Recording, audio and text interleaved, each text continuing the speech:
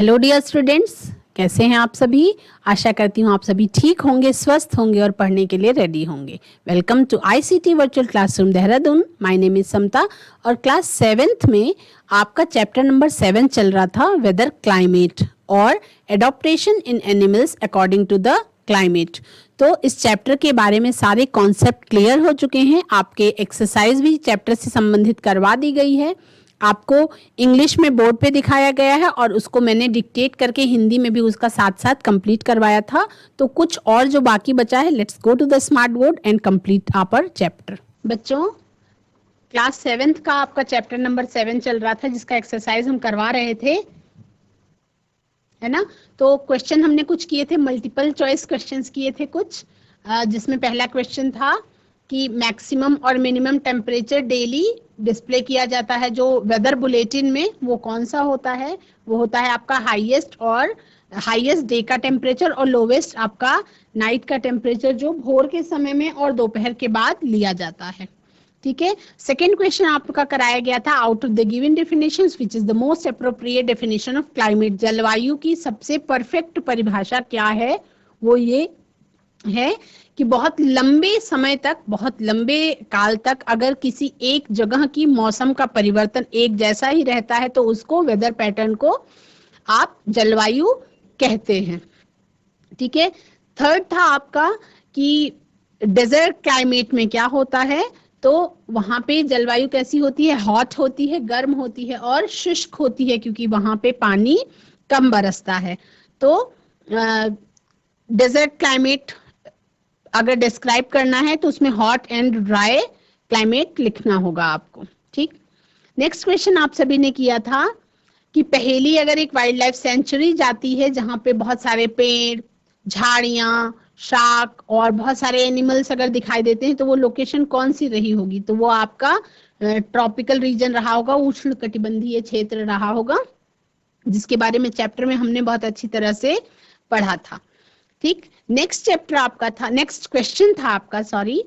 Question था कि given below the some adaptive features of animals, जो आपके पोलर बियर के एडॉप्टिव फीचर्स के बारे में पूछा गया था। तो ध्रुवीय भालू के अंदर क्या होता है, एक बहुत मोटी वसा की परत होती है इसकी त्वचा के नीचे, उसकी बॉडी थिक व्हाइट फर से ढकी हुई होती है, उसके लॉन्ग कर्व्ड और शार्प क्लॉज होते हैं, और बहुत ठंडक वाले वातावरण में उसके शरीर में जो फैट की लेयर होती है वो इंसुलेशन का काम करती है, शीतरोधी होती है।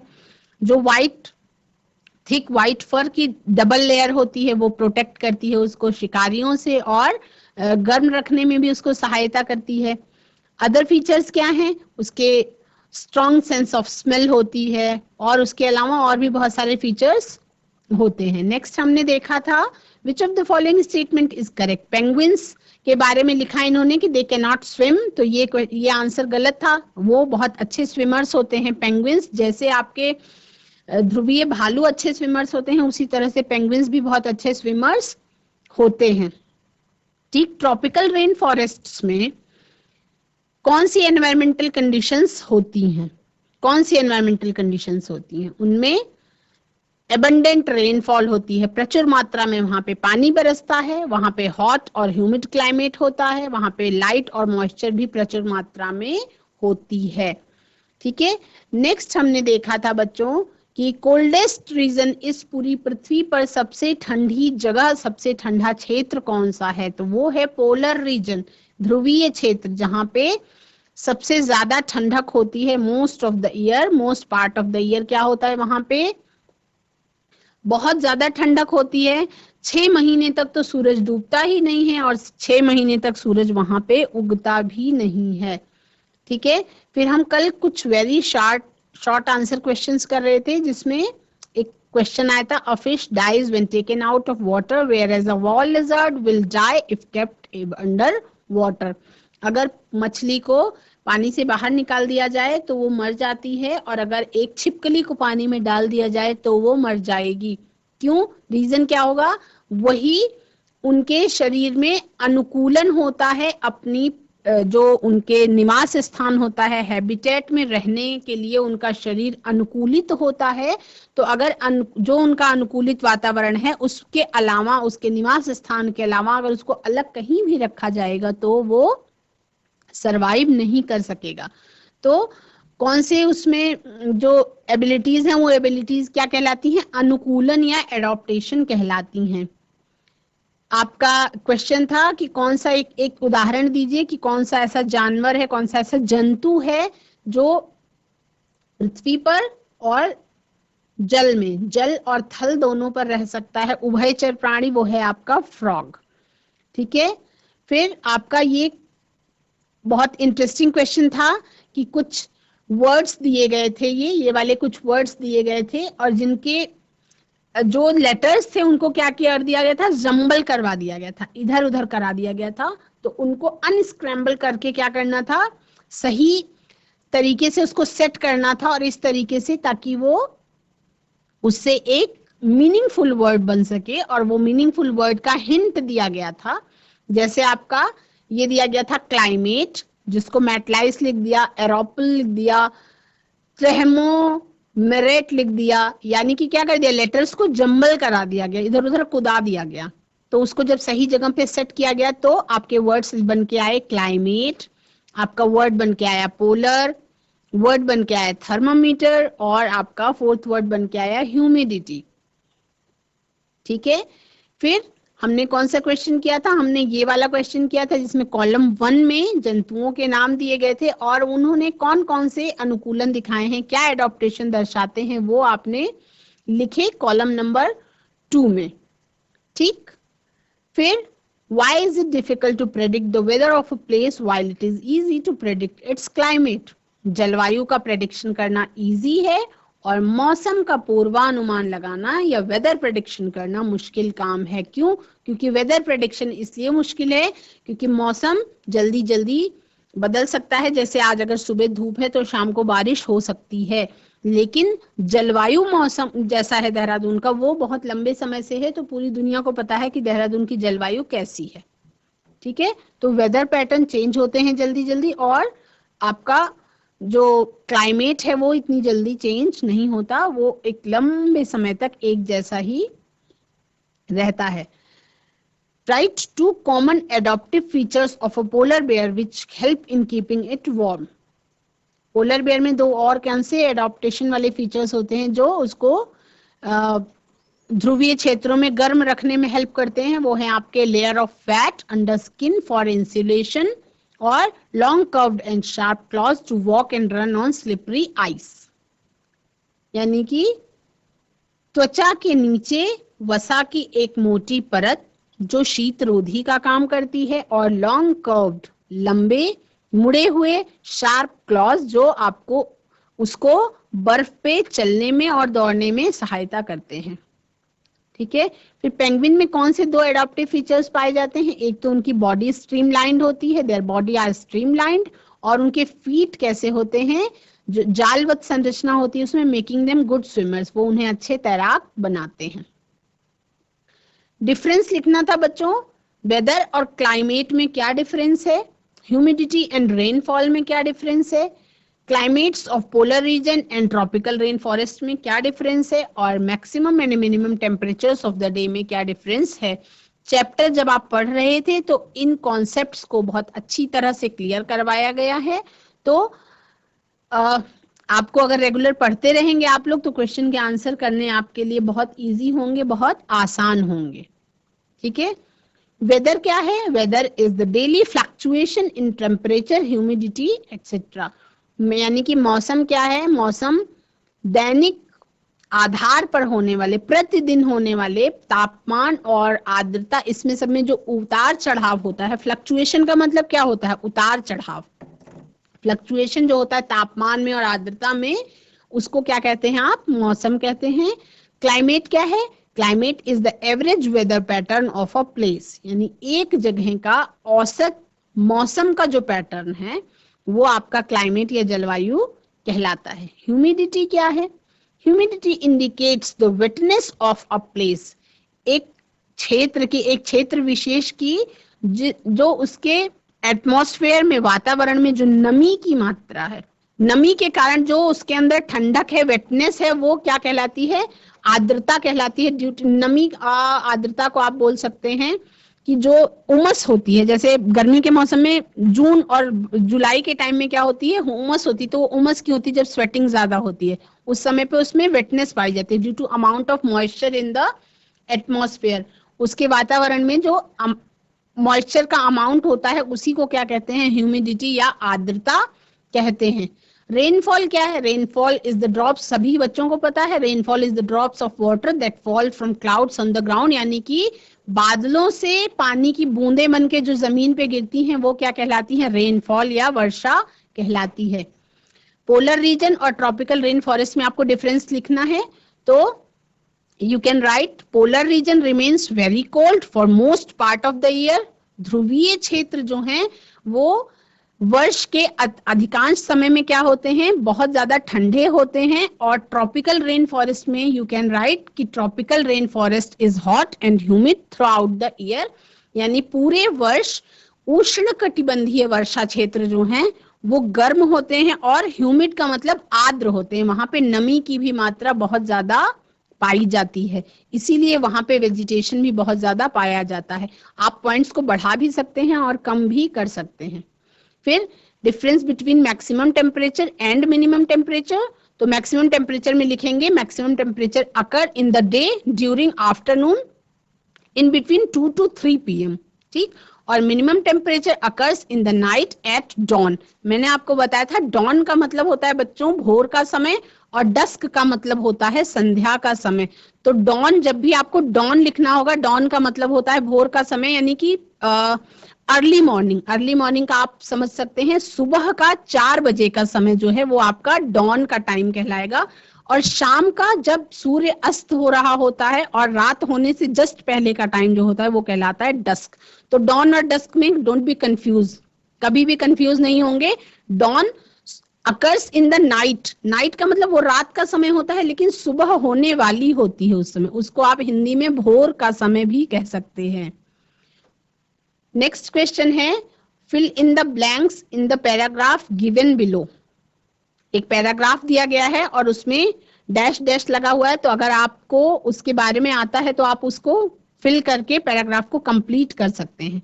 Weather of a place is the day to day condition of the atmosphere with respect to temperature, humidity, rainfall, wind speed at that place, while climate is the average weather pattern taken over many years। तो weather of a place is day to day condition of the, उसमें क्या क्या elements होते हैं weather के? atmosphere, temperature होता है उसका element, humidity होता है element, rainfall और wind speed, क्या क्या? तापमान, आर्द्रता, वर्षा की मात्रा और पवन का वेग या वायु की स्पीड, प्रति घंटा कितनी उसकी स्पीड है, प्रति घंटा वो कितनी दूरी तक हवा जो है वो चल रही है, उस पे डिपेंड करता है कि उस दिन का मौसम कैसा होगा। While climate is the average weather pattern taken over many years। Climate क्या है? जलवायु क्या है? एक बहुत लंबे समय तक अगर एक जगह का मौसम का पैटर्न एक जैसा हो तो आप उसको क्लाइमेट या जलवायु कहते हैं। जैसे पूरी दुनिया को पता है कि मसूरी का क्लाइमेट कैसा होता है। क्यों पता है? क्योंकि वो जल्दी जल्दी बदलता नहीं है। बहुत सारे सालों से मसूरी को ठंडी जगह के रूप में माना जाता है। क्यों माना जाता है? क्योंकि वहां पे अधिकतर जलवायु ठंडी होती है। अब क्या हो रहा है, क्यों 25 साल का ही एवरेज टाइम लेते हैं?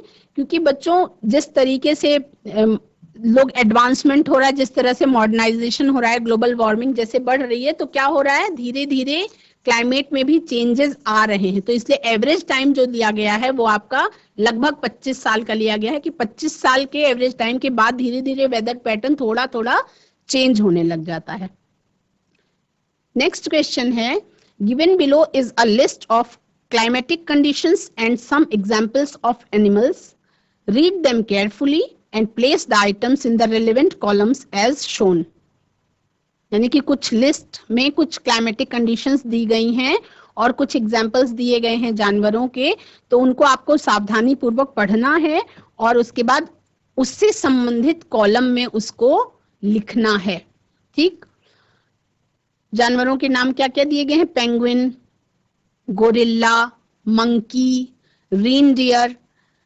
फिर जगह का नाम है, अब जानवर का नाम नहीं है, जगह का नाम है आसाम, फिर ग्रीनलैंड। फिर एक कंडीशन दी गई है, sun does not rise for 6 months. एक कंडीशन दी गई है जहां पे सूर्योदय नहीं होता 6 महीने तक, यानी कि अंधेरा ही रहता है, रात रहती है पूरे 6 महीने तक। और हॉट एंड ह्यूमिड क्लाइमेट, वहां पे क्या होगा? गर्म और आर्द्र जलवायु होगी। Days and nights are almost equal in length throughout the year. तो ये कंडीशंस किस जगह पे पाई जाएंगे? आपको देखिए, winter temperature around 37 degree centigrade, -37 degree centigrade, और वेस्टर्न घाट्स। इस तरह से ये इतने सारे ऑप्शंस हैं, तो आप इनको दो एक मार्जिन डालेंगे बीच में, ट्रॉपिकल रेन फॉरेस्ट और पोलर रीजन। अब उसमें ट्रॉपिकल रेन फॉरेस्ट की जो जो इसमें से आपको ट्रॉपिकल रेन फॉरेस्ट से रिलेटिव लग रहा है उसको आप ट्रॉपिकल रेन फॉरेस्ट वाले कॉलम में लिखेंगे, और जो चीजें आपको पोलर रीजन से रिलेटिव लग रही हैं उसको आप पोलर रीजन वाले कॉलम में लिखेंगे। जैसे एग्जाम्पल के लिए हॉट एंड ह्यूमिड क्लाइमेट को लिख दिया गया है ट्रॉपिकल रेन फॉरेस्ट में, और पोलर रीजन में आपको लिख दिया गया है पेंगुइन को। फिर सेकंड है आपका गोरिल्ला, तो गोरिल्ला किधर लिखेंगे आप? पोलर रीजन में क्या गोरिल्ला पाया जाता है? अगर नहीं तो कहाँ पाया जाता है? ट्रॉपिकल रेन फॉरेस्ट वाले ऑप्शन में आप गोरिल्ला लिख सकते हैं। थर्ड है आपका मंकी, यानी कि बंदर, तो ये आप किधर लिखेंगे? ट्रॉपिकल रेन फॉरेस्ट में, क्योंकि आप सबको पता है ध्रुवीय क्षेत्रों में बंदर नहीं पाए जाते। रेनडियर आप किधर लिखेंगे? असम कहाँ लिखेंगे? ग्रीनलैंड कहाँ लिखेंगे? पोलर रीजन में sun does not rise for 6 months, इसको you can write in polar region, इसको आप पोलर रीजन वाले कॉलम में लिख सकते हैं। हॉट एंड ह्यूमिड क्लाइमेट कहाँ लिखेंगे आप? ट्रॉपिकल रेन फॉरेस्ट में लिखेंगे। Days and nights are almost equal in length throughout the year, तो ये आप कहाँ पे लिखेंगे? इस तरह से इस कॉलम्स को आपको क्या करना है? कंप्लीट करना है। तो इस तरह से आप इसको लिखेंगे ट्रॉपिकल रेन फॉरेस्ट में और पोलर रीजन में। इस तरह से आप सेग्रीगेट कर लेंगे सिम्टम्स को, जानवरों को, कंडीशंस को, और उसके बाद उसको आप लिख देंगे सारणी बना करके। ट्रॉपिकल रेन फॉरेस्ट जो है उसमें क्या होता है? हॉट एंड ह्यूमिड क्लाइमेट होता है। क्या होता है? हॉट एंड ह्यूमिड क्लाइमेट होता है। और क्या होता है वहां पे? ट्रॉपिकल रेन फॉरेस्ट में गोरिल्ला पाया जाता है। ठीक, यानी कि गोरिल्ला का निवास स्थान क्या है? उष्णकटिबंधीय वर्षावन क्षेत्र है। ठीक है, फिर मंकीज कहाँ पाए जाते हैं? ट्रॉपिकल रेन फॉरेस्ट में, यानी कि उष्णकटिबंधीय वर्षावन के क्षेत्रों में मंकीज पाए जाते हैं। और ट्रॉपिकल रेन फॉरेस्ट उष्णकटिबंधीय वर्षावन क्षेत्र की साइड में होते हैं। एक राज्य का नाम दिया गया है ऑप्शंस में, तो आसाम में ट्रॉपिकल रेन फॉरेस्ट यानी उष्णकटिबंधीय वर्षावन क्षेत्र पाए जाते हैं। फिर days and nights are almost equal in length throughout the year. इस एरिया में उष्णकटिबंधीय वर्षावन वाले क्षेत्रों में दिन और रात की लंबाई जो है वो लगभग बराबर होती है थ्रू आउट द ईयर, पूरे वर्ष के टाइम में। क्यों? क्योंकि जो ये ट्रॉपिकल रेन फॉरेस्ट होते हैं ये ज्यादातर इक्वेटर के आसपास होते हैं, इक्वेटर के आसपास होते हैं। और वेस्टर्न घाट्स जो हैं ये भी आपके ट्रॉपिकल रेन फॉरेस्ट से ही रिलेटेड हैं। तो ट्रॉपिकल रेन फॉरेस्ट का कॉलम अलग बनाएंगे, और पोलर रीजन का जब कॉलम बनाएंगे तो उसमें आप लिखेंगे पेंगुइन। पेंगुइन जो प्राणी है वो पोलर रीजन में ध्रुवीय क्षेत्रों में पाए जाते हैं। रेनडियर भी ध्रुवीय क्षेत्रों में पाए जाते हैं। ग्रीनलैंड भी पोलर रीजन से रिलेटेड है। Sun does not rise for 6 months, यानी कि वहां पे सूर्योदय 6 महीने तक नहीं होता है। Sun does not rise for 6 months, उसको भी आप पोलर रीजन वाले कॉलम में ही लिखेंगे।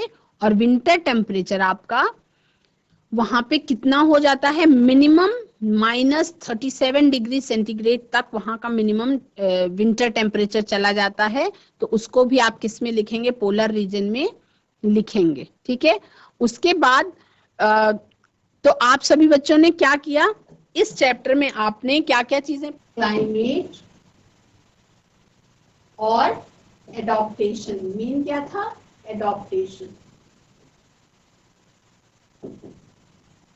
इसमें जंतुओं में पाया जाने वाला, यानी कि आपने किस चीजों के बारे में पढ़ा, आपने मौसम के बारे में पढ़ा, मौसम में होने वाले बदलाव के बारे में पढ़ा, आपने जलवायु के बारे में पढ़ा, क्लाइमेट के बारे में पढ़ा, और मौसम और जलवायु के अनुसार जंतु किस तरह से जलवायु से अपना अनुकूलन करते हैं, जलवायु में अनुकूलन करते हैं जंतु, वो आपने किस तरह से पढ़ा।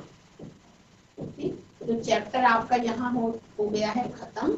मैंने एक्सरसाइज भी कंप्लीट करवा दिए हैं, आपके सारे कॉन्सेप्ट क्लियर हो चुके हैं। कॉन्सेप्ट जितना था चैप्टर नंबर 7 का वो है क्लियर, कॉन्सेप्ट क्लियर है, आपके क्वेश्चन आंसर्स भी कंप्लीट हो चुके हैं, और आपके फिर एमसीक्यूज थे, कुछ मल्टीपल चॉइस क्वेश्चंस थे, वो भी आपके कंप्लीट हो चुके हैं। आपका फिल इन द ब्लैंक्स भी कंप्लीट हो चुका है, फिल इन द ब्लैंक्स भी कंप्लीट हो चुका है। तो यानी कि इसको एक बार से आप रिवाइज किस तरह से कर सकते हैं, जैसे मौसम, वेदर था, वेदर के बारे में क्या है कि मौसम, प्रतिदिन अगर कुछ चेंज हो रहा है तो उसको कहते हैं वेदर। वेदर पे 3-4 चीजों का असर पड़ता है, जैसे तापमान, टेम्परेचर का असर पड़ता है, तो ये क्या कहलाते हैं, आपके एलिमेंट्स ऑफ वेदर कहलाते हैं, तापमान। दूसरा असर पड़ता है आर्द्रता का, आर्द्रता का असर पड़ता है, यानी कि ह्यूमिडिटी का असर पड़ता है। आर्द्रता का मतलब क्या होता है, ह्यूमिडिटी, यानी कि वातावरण में मॉइस्चर की कितनी मात्रा है उसका असर पड़ता है, आर्द्रता। ठीक, और उसके बाद आपका पवन का वेग, पवन का वेग यानी कि विंड स्पीड का भी असर पड़ता है। और क्लाइमेट पे इन डे टू डे होने वाले चेंजेस का असर नहीं पड़ता। क्लाइमेट पे किसका असर पड़ता है बच्चों, क्लाइमेट पे पड़ता है मौसम का असर। क्लाइमेट पे किसका असर पड़ता है, क्लाइमेट पे मौसम का असर पड़ता है, और वो मौसम ऐसा जो बहुत लंबे समय तक एक औसत पैटर्न रहा होगा, उसका असर पड़ता है क्लाइमेट पे, यानी कि जलवायु पे। जलवायु पे बहुत लंबे समय तक औसत मौसम का जो पैटर्न होता है उसका असर पड़ता है। तो अब सबको समझ में आ गया कि जलवायु और मौसम में क्या अंतर है। मौसम क्या है, प्रतिदिन होने वाला बदलाव, प्रतिदिन या कम समय के अंतराल पे होने वाला बदलाव, कम समय के अंतराल पर होने वाला बदलाव, ये क्या कहलाता है, ये कहलाता है मौसम। यही कहलाता है वेदर, या इसी को आप क्या कहते हैं, मौसम कहलाता है। और क्लाइमेट क्या है, मौसम एक लंबे समय तक औसत जैसा रहता है, उसको आप क्या कहते हैं, क्लाइमेट कहते हैं। तो बच्चों आज के सेशन में आप सभी ने चैप्टर नंबर 7 कंप्लीट कर लिया है। सारे क्वेश्चन आंसर, सारे कॉन्सेप्ट क्लियर कर दिए गए हैं, MCQs, fill in the blanks, true false सारा कुछ कराया गया है। तो आशा करती हूँ आपको चैप्टर अच्छी तरह से समझ में आ गया होगा, और कुछ अपने आसपास दैनिक जीवन से भी आप जानकारी इकट्ठी करने का प्रयास करेंगे तो चीजें आपको एकदम अच्छे से क्लियर हो जाएंगी। आज के सेशन में इतना ही, अगले सेशन में फिर मिलेंगे। That's all for today, have a nice day, take care, bye bye.